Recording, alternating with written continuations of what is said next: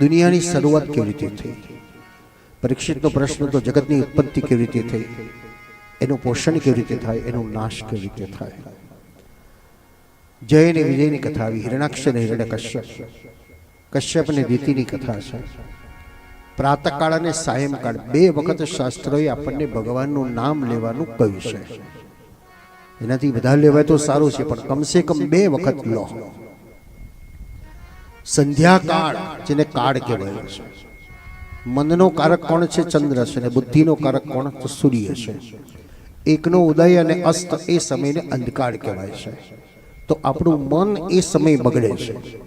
એટલે વૈદિક માર્ગે આપણને દીવો પ્રજ્વલિત કરવાનો પ્રકાર બતાવે. દીવો એટલે જ્ઞાન છે.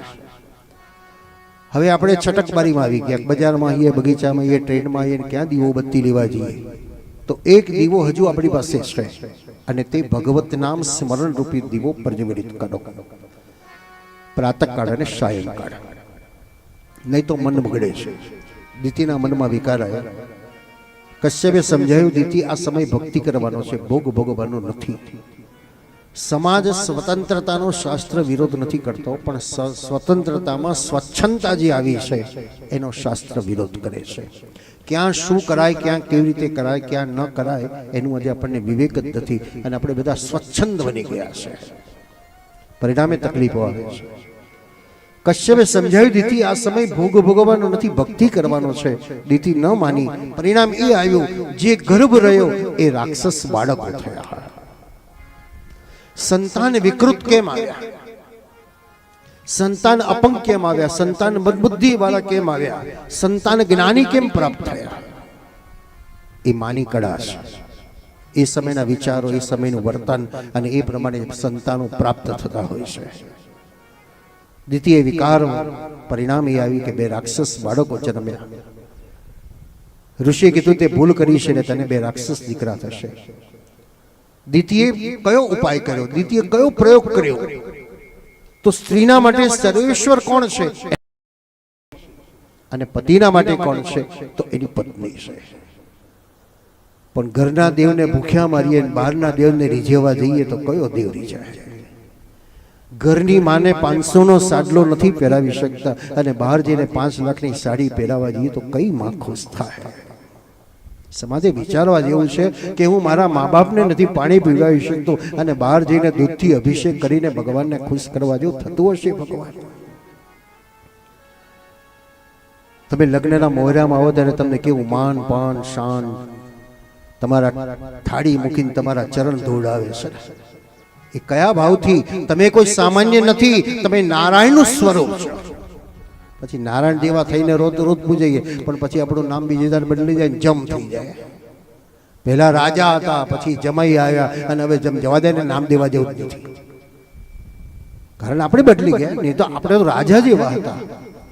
લક્ષ્મી નારાયણ કહેવાય છે. તો પુરુષના માટે સર્વેશ્વરીની પત્ની છે, પત્નીના માટે કોણ? તો એનો પતિ છે. તો દ્વિતીય પોતાના પતિની સેવા કરી અને આશીર્વાદ મળ્યા, તારો દીકરાનો દીકરો ભગવત ભક્ત થશે. હિરણાક્ષ અને હિરણ્યકશ્યપ બંને એક સાથે જન્મ્યા, તો ભગવાનને 2 અવતાર લેવા પડ્યા. એક વરાહ અવતાર અને બીજો ઋષિ અવતાર. આ 2 વસ્તુ આપણી પાસે છે, લોભ અને મોહ. હવે બંનેને મારવો તો મરે ખરો. કાં તો લોભ કરો તો રૂપિયા ભેગા કરો, આરતી ઉતાર્યા કરો તો તિજોરીઓ ભરાયા કરે, અને કાં તો કીર્તિ જોતી હોય તો પછી એ રૂપિયાને તિજોરીઓ ખુલ્લી કરીને સમાજ સેવામાં વાપરો. ભગવત નામ સ્મરણ જ એનો કંટ્રોલ કરી શકે એવું છે. એટલે એક અવતારમાં ભગવાને વરા અવતાર દ્વારા હિરણાક્ષનો નાશ કર્યો, અને બીજા અવતારમાં નૃષિ અવતાર દ્વારા હિરણ્યકશ્યપનો નાશ કર્યો. વરા એ લોભનું પ્રતીક હતું, અને તેથી જન્મતાની સાથે પૃથ્વી પોતાની બનાવી દીધી, સમુદ્રમાં લઈ ગયો પૃથ્વી નાખીને. ભગવાન શેષ નાગ ઉપર બિરાજમાન થયેલા હતા. ડૂટીમાંથી કમળ ઉત્પન્ન થયું, ને કમળ ઉપર બ્રહ્માજી થયા. સંકલ્પ ભગવાનને એક વિચાર આવ્યો, મારે દુનિયા બનાવી છે. તમને બેઠા બેઠા એક વિચાર આવે ને, આપણે મકાન નવું બનાવવું છે. બોલો, પહેલા કોણ બનાવે છે મકાન? તમે બનાવો છો. તમારા મગજમાં એક પ્લાન તૈયાર કરો છો, આવી ડ્રોઈંગ રૂમ, આવું કિચન, આવું ડાઇનિંગ હોલ, આવું ગાર્ડન, આવું અને પછી તમે આર્કિટેક્ટને આપો, આર્કિટેક્ટ કોન્ટ્રાક્ટરને બનાવે, આપે એને કોન્ટ્રાક્ટર મકાન બનાવે. તો મકાન કોન્ટ્રાક્ટરે નથી બનાવ્યું, પણ મકાન તમે બનાવ્યું તમારા મનની અંદર. એટલે ભગવાને સંકલ્પથી દુનિયા બનાવી. એટલે તુરંત કમળ ડૂટીમાંથી કમળ ઉત્પન્ન થયું. કમળ ઉપર બ્રહ્માજી થયા. બ્રહ્માએ ચારે તરફ નજર કરી તો જળ સિવાય કઈ દેખાતું નથી. તમે 100 માળના બંગલા ઉપરથી જો તમને આકાશ ઢળતું જ લાગે, બસ દુનિયા તો પૂરી થઈ ગઈ. ત્યાં જાઓ તો પછી એનાથી દૂર દેખાય. દુનિયા કેટલી વિરાટ છે. બ્રહ્માએ કમળના મૂળ સુધી ગયા તો પણ કંઈ ન દેખાયું. ત્યારે એક શબ્દ સંભળાયો, તપઃ. ન તપસ્વીનો યોગ સિદ્ધતિ. પાતંજલ ઋષિ કહે છે તપ કર્યા વગર કશું મળવાનું નથી. ગીતા શું કહે છે? કર્મ કર્યા વગર કશું મળવાનું નથી. અને જ્ઞાનીઓ કહે છે ત્યાગ્યા વગર કશું મળવાનું નથી. કર્મની જરૂર છે, તપની જરૂર છે અને ત્યાગની પણ જરૂર છે. ભક્તિની જરૂર છે, જ્ઞાનની જરૂર છે અને વૈરાગની પણ જરૂર છે.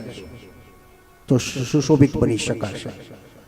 જેમ મોરું મીઠા વગરનું મીઠું ન હોય તોય નથી ચાલતું, મરચું ન હોય તોય નથી ચાલતું, ગળપણ ન હોય તોય નથી ચાલતું.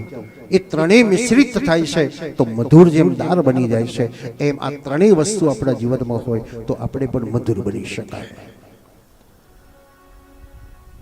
ભગવાને તપ શબ્દ આપ્યો અને તપ દ્વારા બ્રહ્માએ 1000 વર્ષ સુધી તપ કર્યા.